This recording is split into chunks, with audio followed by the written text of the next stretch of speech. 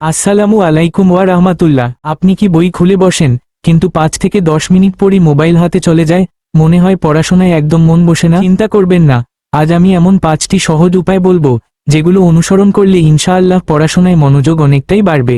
1 নম্বর, পড়ার আগে লক্ষ্য ঠিক করুন। আজ 8 ঘন্টা পড়ব, এমন বড় লক্ষ্য না নিয়ে বলুন, আজ এই 10 পৃষ্ঠা শেষ করব, বা আজ এই 20টি গণিতের অঙ্ক করব।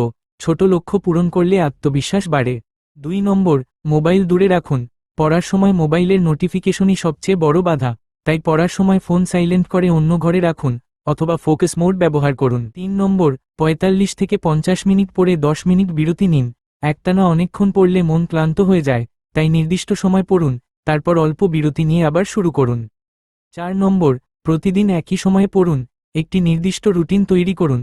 প্রতিদিন একই সময়ে পড়লে ধীরে ধীরে আপনার মস্তিষ্ক সেই সময় পড়ার জন্য প্রস্তুত হয়ে যাবে। 5 নম্বর, আল্লাহর সাহায্য চান। পড়া শুরু করার আগে বিসমিল্লাহ বলুন। 2 রাকাত নফল নামাজ পড়তে পারেন।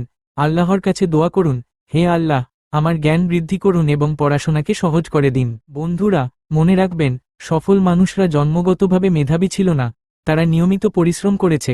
আপনিও যদি প্রতিদিন অল্প অল্প করে নিয়মিত পড়েন, তাহলে ইনশাআল্লাহ ভালো ফলাফল করতে পারবেন। ভিডিওটি ভালো লাগলে একটি লাইক দিন, বন্ধুদের সঙ্গে শেয়ার করুন এবং এমন শিক্ষামূলক ভিডিও পেতে ইসলামিক স্টাডি কেয়ার চ্যানেলটি সাবস্ক্রাইব করুন।